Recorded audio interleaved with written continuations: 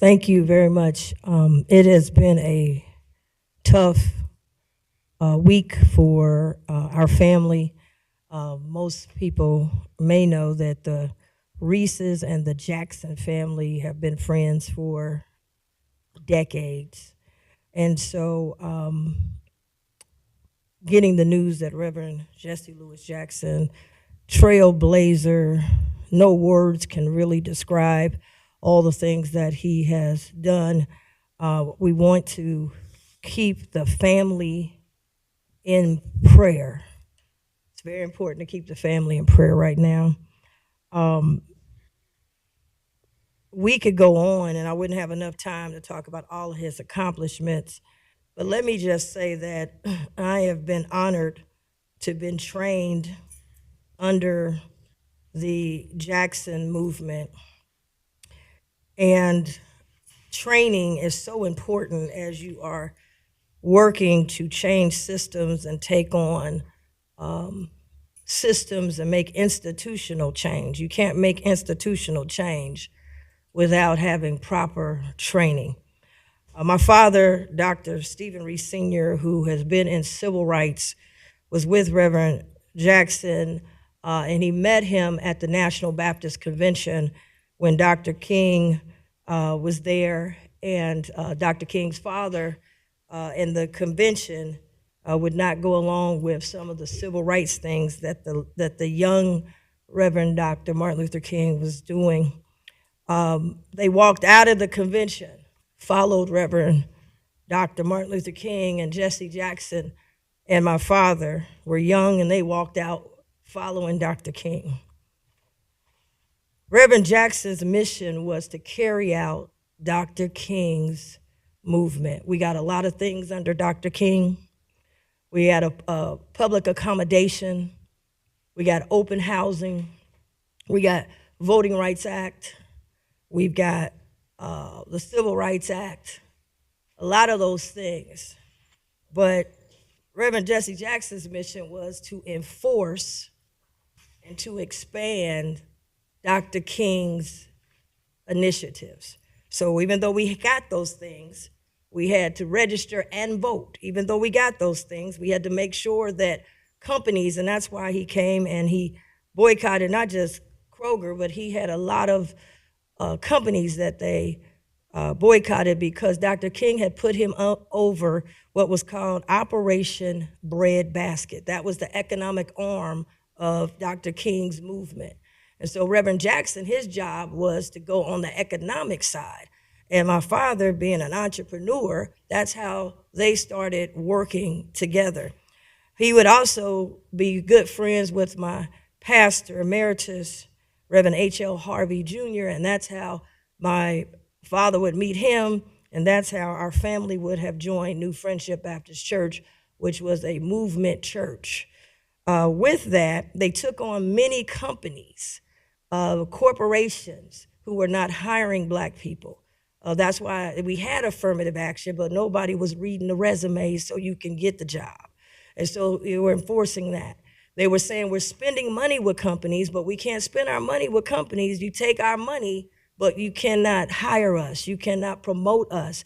And people that come from a communications background, Blacks and women, he fought for Blacks and women to be able to be anchors, to be able to be with news in newsrooms and those kind of things. So we see women and we see Blacks anchoring and asking questions and so forth. That came from the Jackson movement.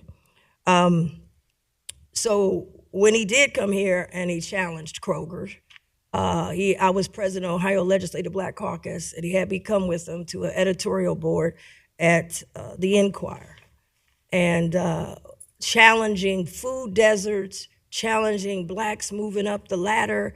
We're paying for products, but we can't have, you don't advertise, you don't pay people the wages, and you're leaving the neighborhoods. And so I was honored to be in that room.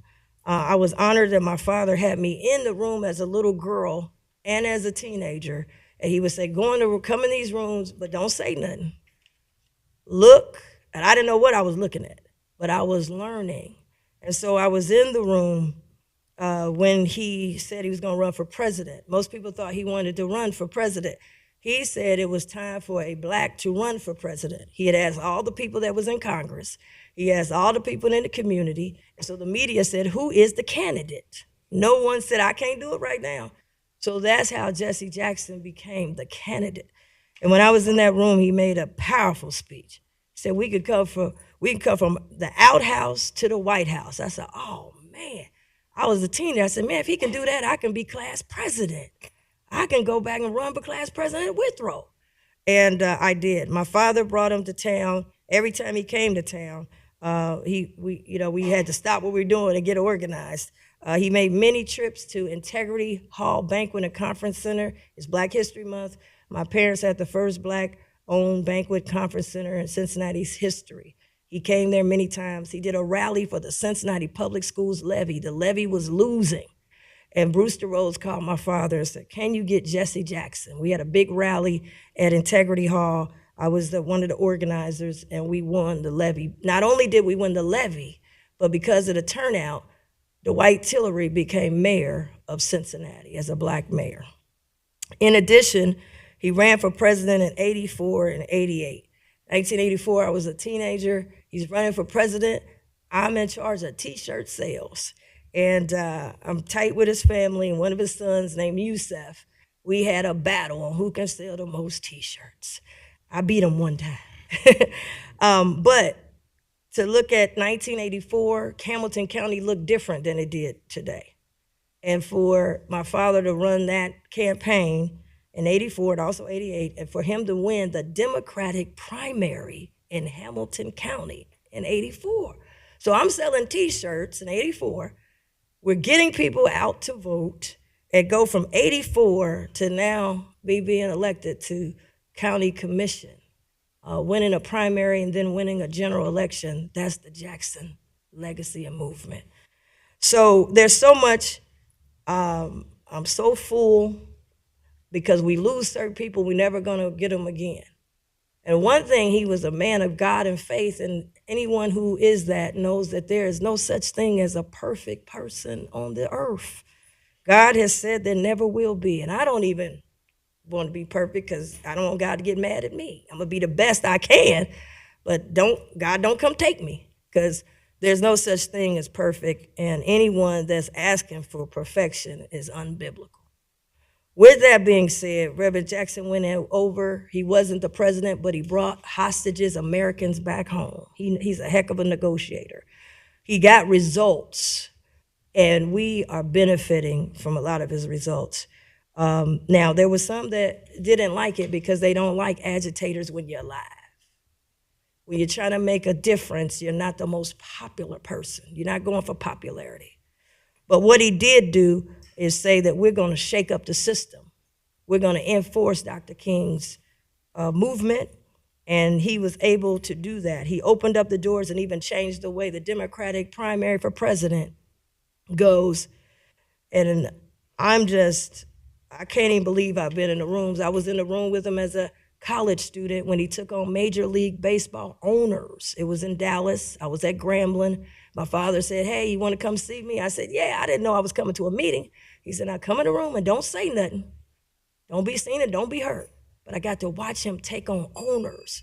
So when I get into owners' rooms, I'm not nervous because I've been in there with Jesse Jackson. When he took on owners for coming into the front office, and as a result, someone who went to school with me, Mike Hill, has been in the front office of Major League Baseball. So it's so much that I can say.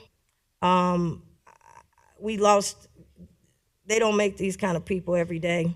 And Black history, American history, and I will have more people can tune in. I have a show, Alicia Reece Soul Food, this week.